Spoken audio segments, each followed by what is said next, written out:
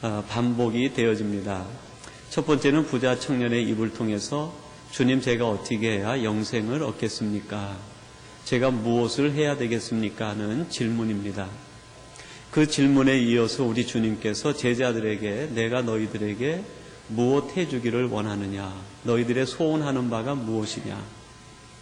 그리고 이어서 오늘 본문에 나오는 소경 거지 바디메오에게 똑같은 질문을 우리 주님께서 하고 계십니다. 내가 너에게 무엇 해주기를 원하느냐? 너는 나에게 무엇을 기대하느냐 하는 것이죠. 여러분, 부자 청년은 주님 앞에 나와서 내가 무엇을 해야 영생을 얻겠습니까? 그렇게 질문을 했습니다. 거기엔 이 부자 청년의 마음에 자기가 가진 한 가지 자기 자신의 소신이 담겨 있죠. 주님, 저는 이 세상을 도덕적인 신념만 있으면 된다고 생각합니다.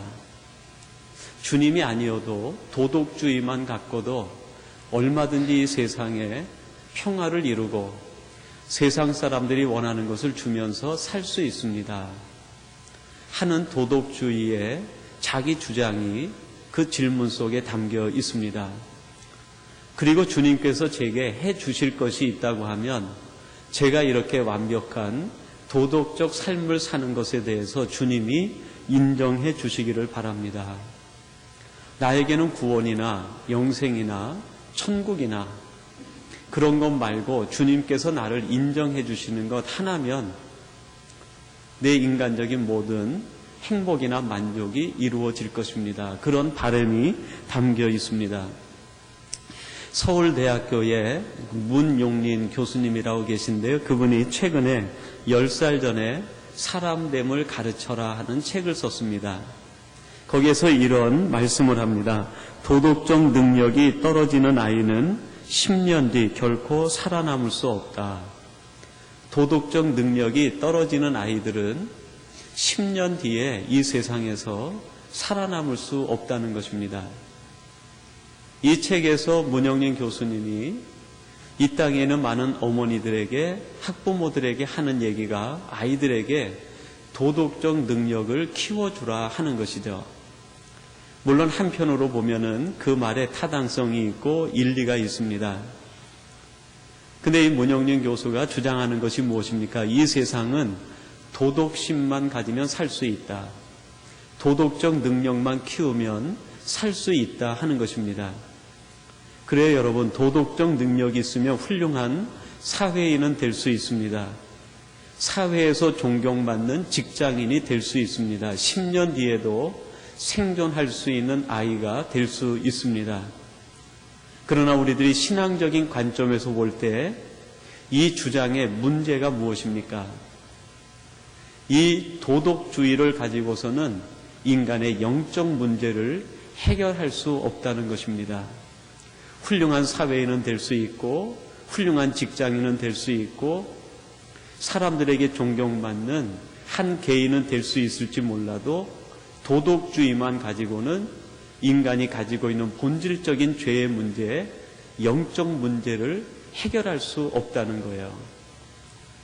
여러분, 그것이 어떻게 보면 이 세상 교육의 한계고 문제 아니겠습니까? 이 세상에 아무리 교육을 해도 인간이 가지고 있는 죄의 문제와 영적 문제를 해결할 수 없다는 것입니다. 그리고 두 번째, 제자들과 주님이 대화하면서 주님께서 제자들에게 말합니다. 내가 너희들에게 무엇 해주기를 원하느냐? 그때 이 두 제자가 주님께 그런 말씀을 합니다. 여짜오되 주의 영광 중에서 우리를 하나는 주의 우편에 하나는 좌편에 앉게 하여 주옵소서. 주님, 저들에게는 꿈이 있습니다. 저희들에겐 야망이 있습니다. 주님 나라에 임하실 때에 저희 형제를 한 명씩 좌우편에 세워주시기를 바랍니다. 우리의 꿈, 야망이 이루어지기를 원합니다 하는 소망을 표현했습니다. 여러분, 일본에 있는 농경대학교에서 잠시 교수로 있었던 클라크라고 하는 박사가 있습니다. 그분이 그 대학을 사임하고 본국으로 돌아가면서 마지막 고별 강연을 하는데 거기에서 유명한 말을 합니다. 어떤 얘기를 했습니까? 소년이여 야망을 가져라. 소년이여 야망을 가져라. 제가 학창 시절에도 우리 선생님으로부터 최소한 이 얘기를 한 10번 정도는 들은 것 같아요. 또 제가 다니던 그 학교가 그렇게 생활이 넉넉하지 못한 친구들이 다니던 학교였기 때문에 선생님들이 더 용기를 북돋워 주기 위해서 그랬는지 모르지만 야망을 가져라, 야망을 가져라. 그 이야기를 많이 들려주셨어요. 이 야망만 있으면 인생은 성공할 수 있다는 것입니다. 그래서 나름대로 저도 야망을 가져야 되겠다. 내 야망이 뭘까? 내 꿈이 뭘까? 여러 가지로 생각해보고 내 미래를 계획하고 설계도 해보았습니다. 최근에 여러분 앙리 지드라고 하는 분이 있는데 그분이 이런 얘기를 했습니다. 현재의 나를 만든 것은 쓰라린 소년 시대였다. 오늘의 나를 만든 것은 쓰라린 소년 시절 때문이었다라는 것입니다. 이 소년 시절에 너무나 힘들고 어려웠기 때문에 자기는 꿈을 갖고 야망을 가졌었는데 그것이 오늘의 나를 만들게 되었다는 것입니다. 여러분, 여기에는 어떤 문제가 숨어 있습니까? 꿈이 있는 것 좋습니다. 야망이 있는 것 좋습니다. 그것이 있으면 세계에서 최고가 될 수는 있습니다. 자기의 야망을 이루고 꿈을 이루는 사람이 될 수 있습니다. 성공한 사람이 될 수 있습니다. 자기 자신을 완성시킬 수는 있습니다. 그러나 꿈과 야망을 갖는다고 해도 거기에는 한 가지 영적 문제가 여전히 남아 있다는 것입니다. 야망이 우리의 죄의 문제를 해결할 수 없습니다. 우리가 가지고 있는 인간의 꿈이 우리 인간의 본질상 가지고 있는 하나님의 진노 아래로부터 해결할 수 없다는 것이죠. 야망을 통해서 성공할 수 있습니다. 꿈을 통해서 자기를 완성할 수는 있습니다. 그러나 영적인 점에서 볼 때 인간에게 남는 한 가지 문제를 해결할 수 없다는 것입니다. 세 번째 사람이 등장합니다. 바로 소경 거지 바디메오였습니다. 51절 하반절부터 52절까지 이 바디메오가 우리 주님 앞에 고하면서 주님으로부터 듣는 응답은 이런 이야기였습니다. 선생님이여 보기를 원하나이다. 예수께서 이르시되 가라 내 믿음이 너를 구원하였느니 하시니 저가 곧 보게 되어 예수를 길에서 쫓으니라. 유대 부자 청년이 자기의 도덕주의를 통해서 인생 설계 완성을 꿈꿨다고 하면 또 예수님의 제자 가운데 야고보와 요한이 자기의 꿈과 야망을 통해서 자기의 성공과 자기 완성을 꿈꾸었다고 하면 오늘 나오는 이 소경 거지 바디메오는 오직 주님 보기를 원합니다. 내 인생 설계에서 나의 완성이 아니라 우리 주님 보기 원하며 주님을 통해서 나의 진정한 구원과 내 인생의 문제가 해결되기를 원한다는 소망을 아뢰이고 있습니다. 오직 예수님, 오직 믿음, 오직 주님이 내게 필요합니다라는 절대 고백을 드리고 있는 것입니다. 여러분, 오늘 본문 46절 말씀인데 우리 46절을 같이 한번 봉독해 보십시다. 도대체 이 바디메오는 어떤 사람이었는가? 46절 말씀인데 우리 같이 한번 봉독하겠습니다. 저희가 여리고에 이르렀더니 예수께서 제자들과 허다한 무리와 함께 여리고에서 나가실 때에 길가에 앉았다가 아멘. 여러분, 그 하반절에 보면 바디메오의 그 실존을 우리에게 소개해주고 있는데 그렇게 소개합니다. 소경 거지 바디메오가 길가에 앉았다가 그렇게 얘기합니다. 이 바디메오를 4개의 단어로 묘사를 하고 있어요. 첫째는 그는 소경이었다. 여러분, 소경이 가지고 있는 기본적인 장애가 무엇입니까? 신체적 장애입니다. 모든 사람들이 볼 수 있는데 이 소경은 자기 신체적으로 볼 수 있는 그 능력을 상실한 사람이에요. 오늘날로 얘기하면 단순히 신체적 장애이지만 당시 유대 사회에서 유대적인 관점에서 보면 소경이 된다는 것은 하나님의 저주로 인식이 되었습니다. 요한복음 9장 2절에 보면 예수님께서 태어날 때부터 소경된 사람을 보면서 주님께 이런 질문을 합니다. 라삐여, 이 사람이 소경으로 난 것이 네 죄로 인함이오니이까. 주님, 이 사람이 소경이 된 것은 도대체 누구의 죄 때문입니까? 무슨 죄를 지었길래 하나님의 저주로 이렇게 소경이 되었습니까? 하는 질문입니다. 소경이라고 하는 것은 신체적 장애이지만 성경적인 관점에서 보면 아주 중요한 영적 장애가 있는 것을 가르쳐줘요. 그 다음에 그를 소개하는데 거지라고 얘기합니다. 여러분, 거지가 갖고 있는 장애가 무엇입니까? 경제적인 장애를 가지고 있는 사람입니다. 그 다음에 이 사람을 가리켜서 바디메오 그랬어요. 바디메오. 근데 바디메오를 그 바로 위에서 보면 디메오의 아들이다 그렇게 얘기를 했어요. 우리가 얼른 들으면 고유명사 같은데 성경은 그것이 고유명사가 아니라고 풀어서 얘기를 합니다. 바디메오 하면은 우리들이 고유명사로 들을 것 같으니까 그거는 고유명사가 아니라 디메오의 아들이란 뜻이다 그렇게 풀어주고 있는 거예요. 무슨 장애를 얘기합니까? 자기 존재가 없는 거예요. 이 땅에 태어난 모든 존재들은 태어남과 동시에 이름을 갖습니다. 이름이 없다는 것은 존재가 없다는 것이고, 이름이 없다는 것은 그의 정체감이 없다는 것을 얘기합니다. 실제로 있기는 있으나 없는 존재가 바로 바디메오였어요. 사람들 눈에 띄기는 띄지만 사람들에게 적당히 무시되어도 좋은 존재, 자기의 형체는 있지만 자기의 이름도 없는 사람이 바디메오였어요. 자기 정체감이 없어요.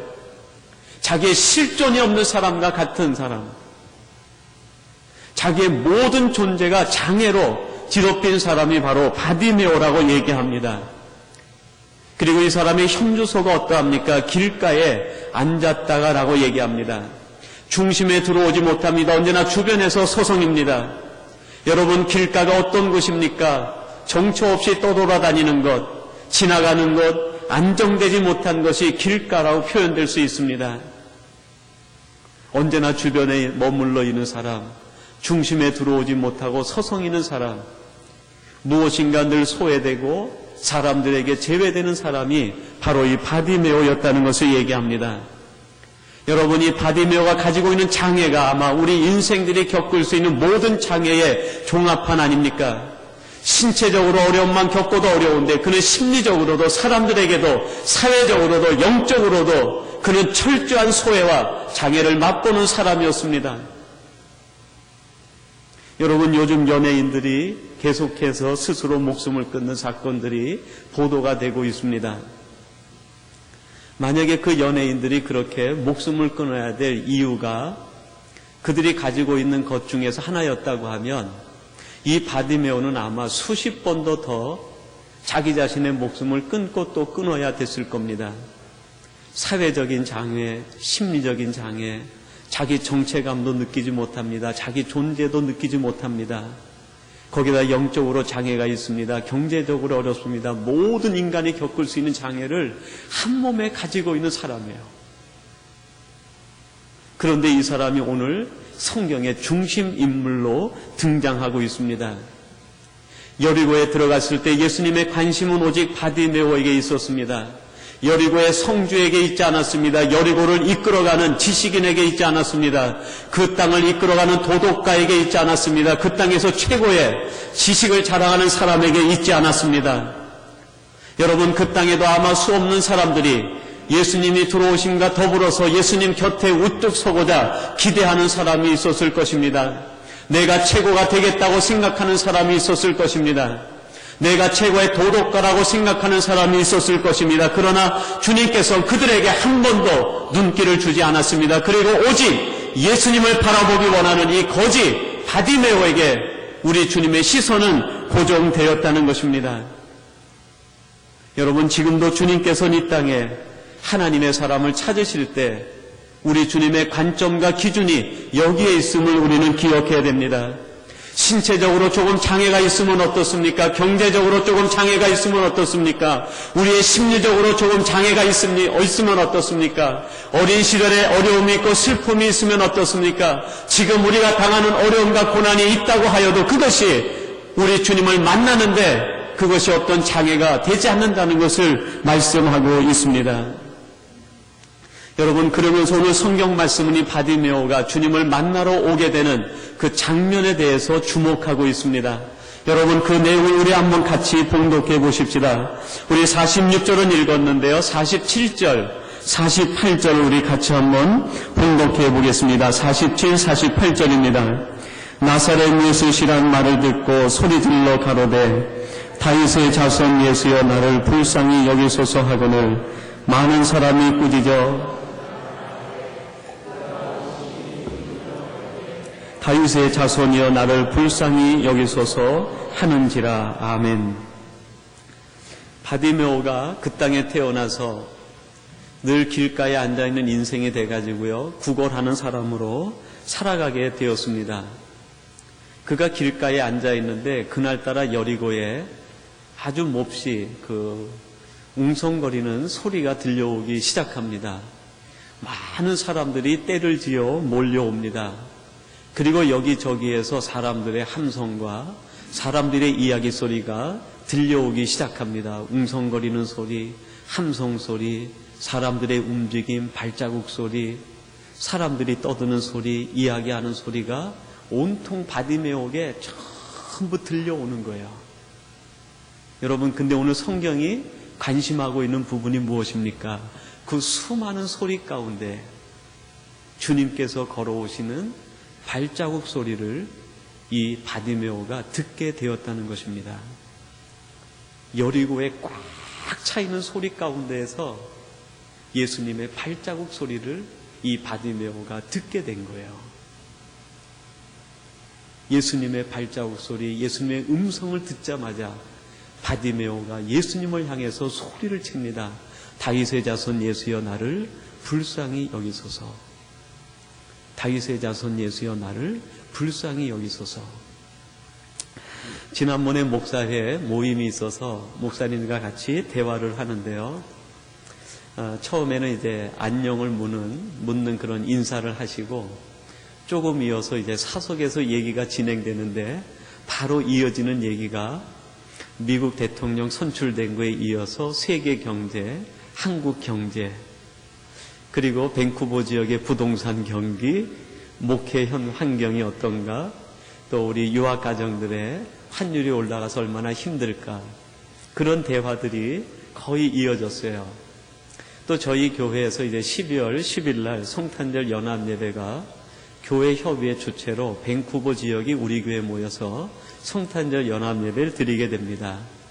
그때도 협의회 목사님들을 만나서 같이 대화를 하는데 똑같았어요. 처음에 안녕하세요. 서로 인사를 하고 안녕을 주고받고 그 다음에 이어지는 얘기가 대통령 선출된 얘기, 세계 경제 얘기, 미국 경제, 캐나다 경제, 한국 경제 얘기가 똑같이 진행이 되더라고요.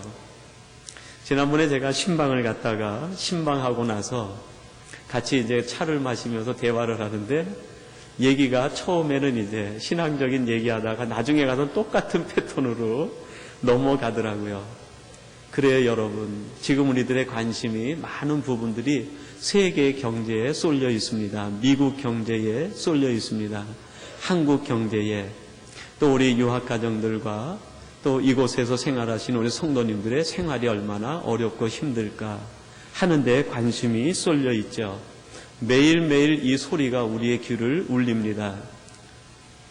매스컴을 통해서, 사람들의 입을 통해서, 가까운 사람들과 대화를 통해서 끊임없이 우리 귀에 웅성거리는 소리가 있습니다. 들리는 소리가 있습니다.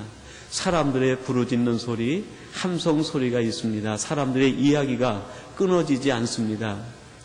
여러분들은 그 속에서 어떤 음성을 듣고 계십니까? 세계 경제만 분석하고 계십니까? 아니면 한국 경제만 분석하고 계십니까?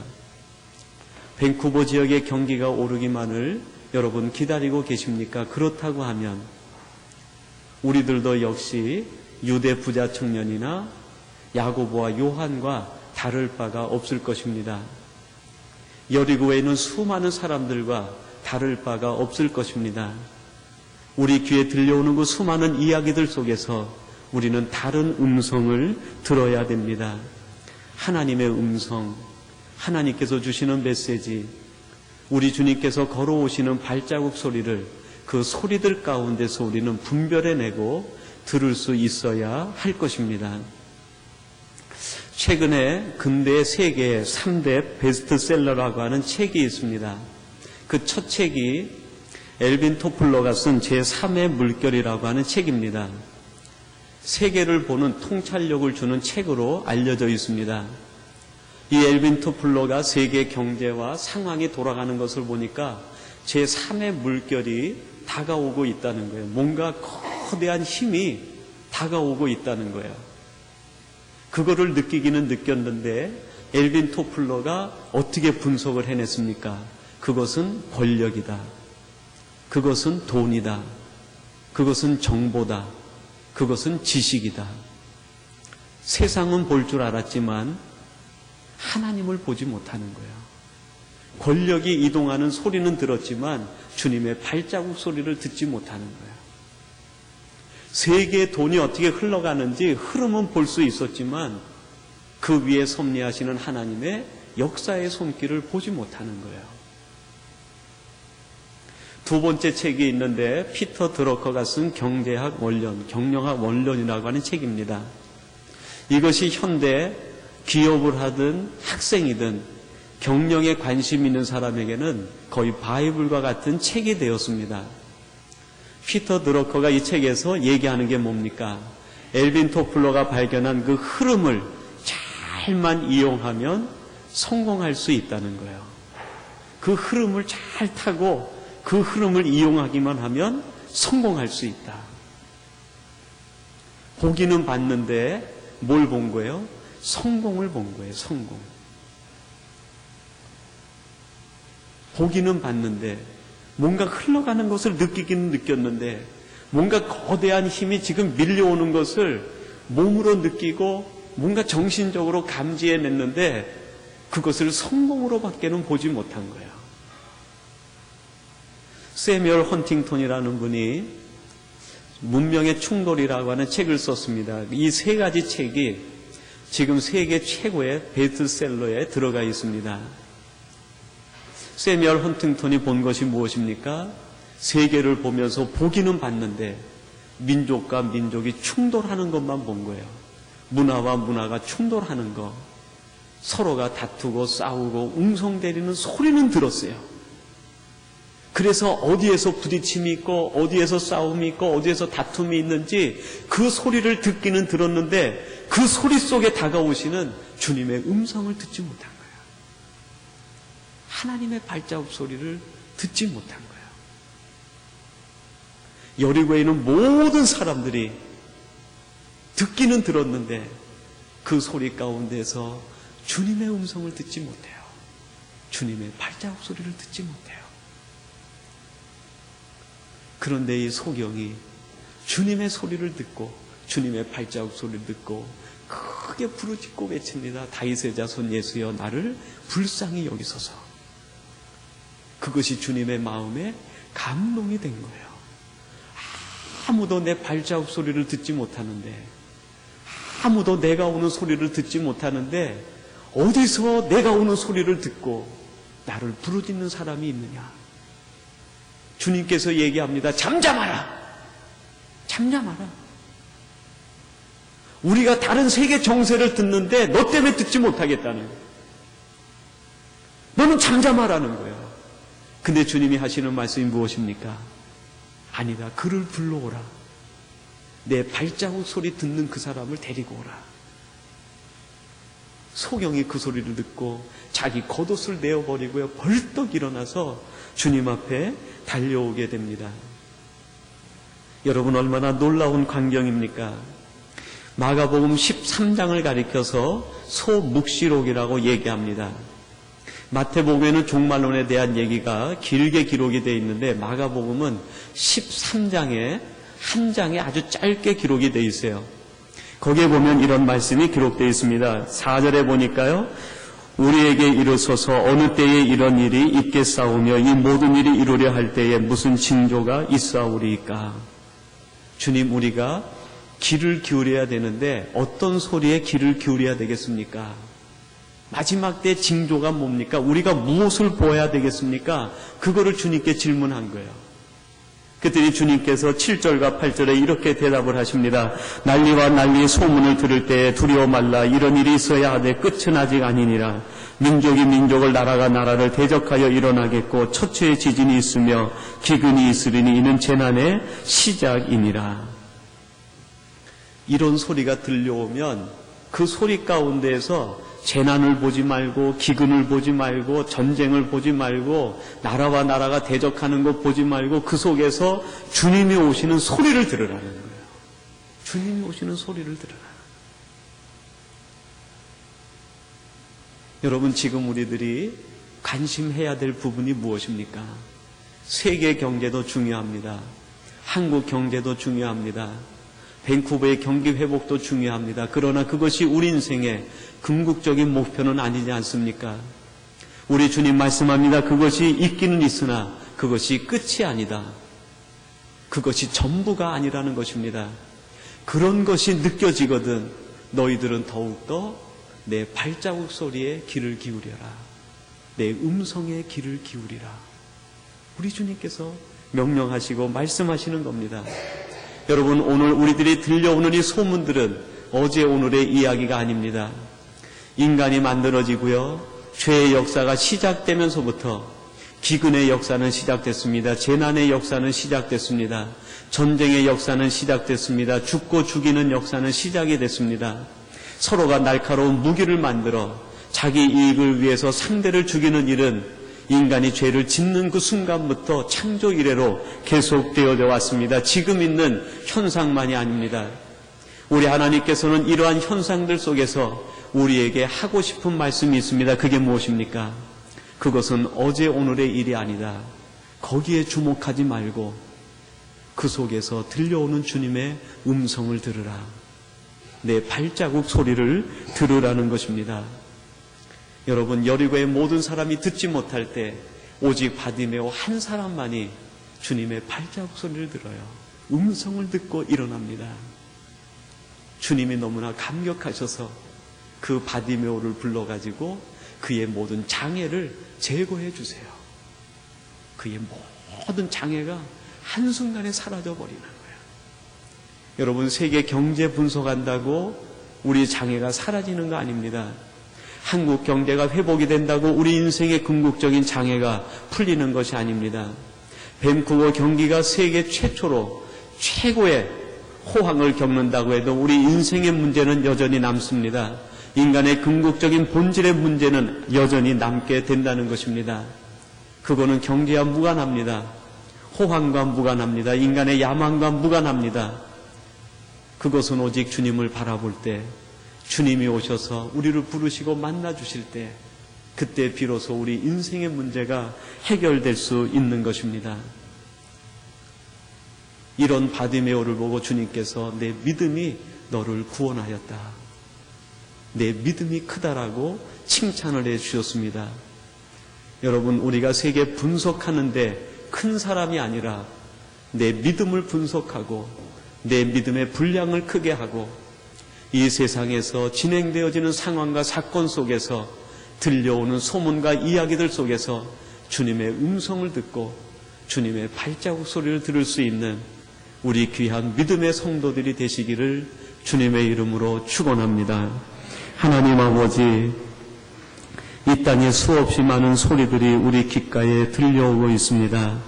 하나님, 저희들 그 소리에 마음을 빼앗기지 않게 하시고 바디메오처럼 세상의 웅성거림 속에서 주님의 음성 듣게 하시고 주님의 발자국 소리 듣게 하셔서 마지막 종말이 가까운 이때에 우리들이 더욱 우리 믿음에 집중하게 하시고 믿음의 분량을 키워가는 우리 복된 성도님들이 되게 하여 주시옵소서. 예수님의 이름으로 기도하옵나이다. 아멘. 하늘에 계신 우리 아버지여, 이름이 거룩히 여김을 받으시오며 나라의 마옵시며 뜻이 하늘에서 이룬 것 같이 땅에서도 이루어지이다. 오늘날 우리에게 일용할 양식을 주옵시고 우리가 우리에게 죄지은 자를 사하여 준 것 같이 우리 죄를 사하여 주옵시고 우리를 시험에 들게 하지 마옵시고 다만 악에서 구하옵소서. 대개 나라와 권세와 영광이 아버지께 영원히 싸움나이다. 아멘.